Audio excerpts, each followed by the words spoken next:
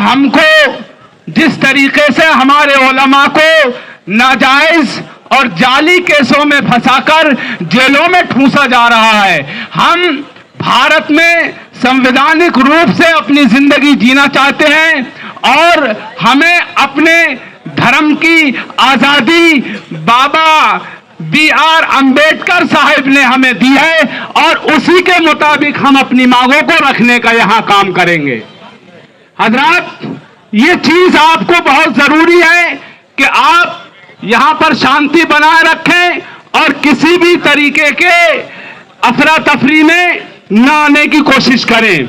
हजरात, जिस तरीके से हमारे हुजूर सल्लल्लाहु ताला अलैहि वसल्लम की शान में गुस्ताखी हुई और हम उसी का विरोध प्रदर्शन करने के लिए यहां जंतर मंतर पर, हजरात आपको बखूबी मालूम है कि हम लोग किस लिए यहां पर हाजिर हुए हैं। जिसने दुनिया में इंसानियत का पैगाम दिया, आज उसी की शान में गुस्ताखी का विरोध जताने के लिए यहां पर हम आए हैं। जिसने जिंदगी जीने का तरीका सिखाया, उसी की शान में गुस्ताखियां हो रही हैं इस भारत में। जिसने अमनो सलामती का पैगाम पूरी दुनिया को दिया, उन्हीं की शान में गुस्ताखियां हो रही हैं। मोहतरम हज़रात, आज हम यहां पर जंतर मंतर पर अपना प्रदर्शन, विरोध प्रदर्शन जताने के लिए इसलिए आए हैं कि जिस शख्सियत ने कभी भी अपने बदले के लिए कभी हाथ न उठाया हो,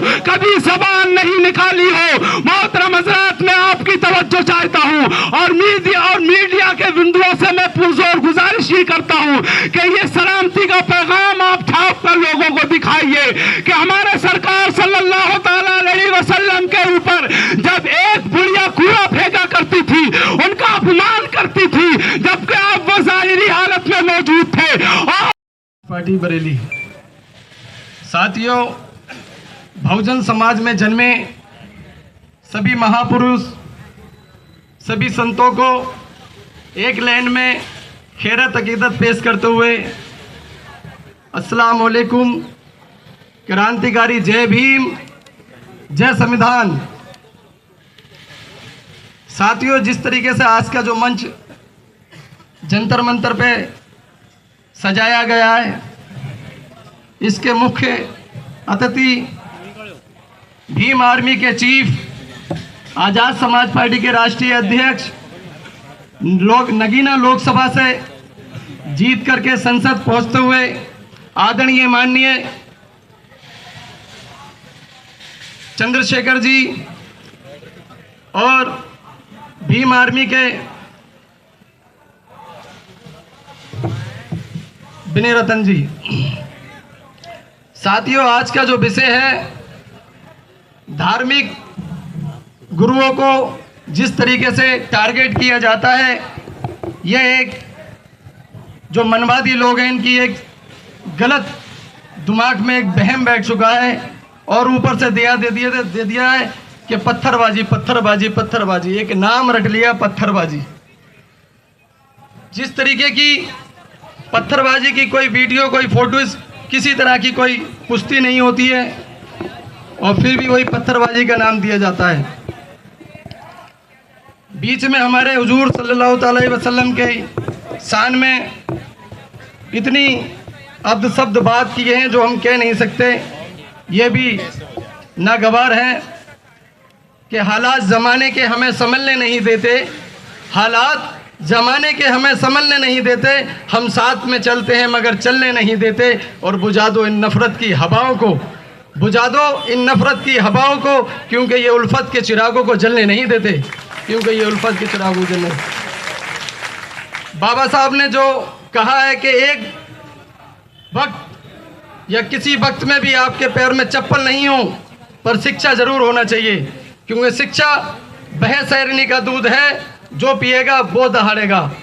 इसी बात को एक शेर के माध्यम से मैं अपनी बाड़ी को समाप्त करता हूँ कि ज़मीन अच्छी है, आसमान अच्छा है, हम अच्छे हैं तो सारा जहान अच्छा है। तमाम मुल्कों में फैली हुई ये बर्बादी, हमें फ़ख्र है कि हमारा हिंदुस्तान अच्छा है। जय हिंद। जैसे आजादी इस देश के अंदर हिंदुओं को मिली हुई है, जैसे आजादी दलितों को मिली हुई है, ऐसे ही आजादी हमारे मुसलमान भाइयों को भी मिली हुई है। लेकिन दुख की बात यह है कि आज बाबा साहब अंबेडकर ने, भारत के संविधान ने तो आजादी हमें दी है, लेकिन आज की सरकारें हमसे वो आजादी छीनना चाहती हैं।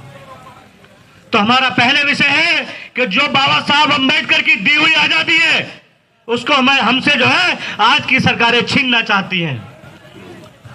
दूसरा विषय हमारा यह है यहां आने का कि जगह जगहों से हमारे उलमाओं को जेलों में डाला जा रहा है।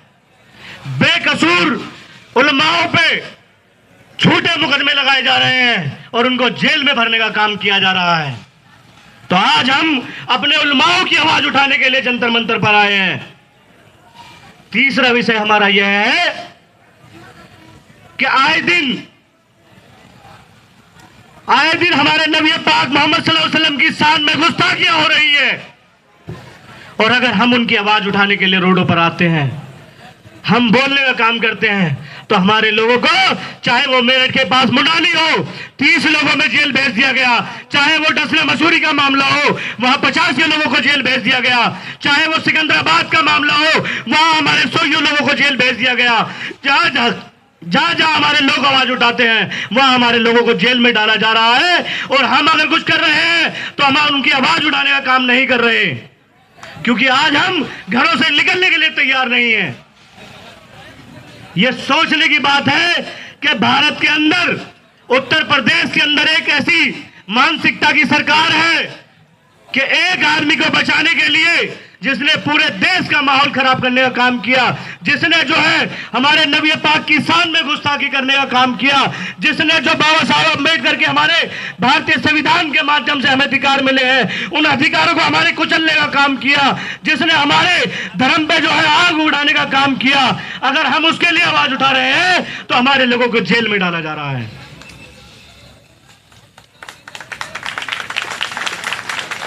चौथा विषय हमारा है जो हमारे बुजुर्गों की जगहें हैं, जो हमारे बुजुर्ग। साथियों, आप सभी देश के अलग अलग हिस्सों से आए हुए जितने भी मेरे साथी भाई बड़े बुजुर्ग हैं, उन सब के लिए आप चलकर यहां तक आए, आप सभी का बहुत बहुत धन्यवाद। साथियों, आज मैं आपसे एक बात कहना चाहता हूं कि आपने देखा होगा कि किस तरीके से एक देश के अंदर माहौल किस तरीके से चलाया जा रहा है। आज हमें समझने की जरूरत है, क्योंकि इस देश के अंदर और जो तो वो क्या करते हैं, किसी के धर्म जाति के ऊपर आपत्तिजनक भाषण देकर इस देश में फ्रेम बनने का काम करते हैं।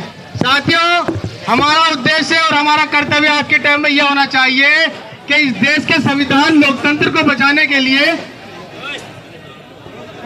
संघर्ष हमारा नारा है।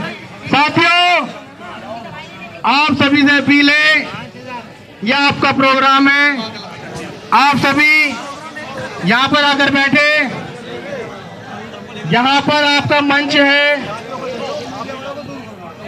और मीडिया वालों से गुजारिश है कि आपसे हाथ जोड़कर बहुजन समाज में जन्मे संतों, गुरुओं व महापुरुषों को खिराजे अकीदत पेश करता हूँ। हम सबको बहुत अच्छी तरीके से पता है और हम बहुत अच्छी तरीके से सब जानते हैं,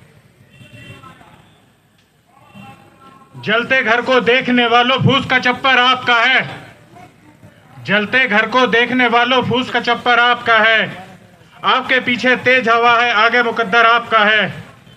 उसके कत्ल पर मैं चुप था, मेरे कत्ल पर तुम चुप हो, अगला नंबर आपका है।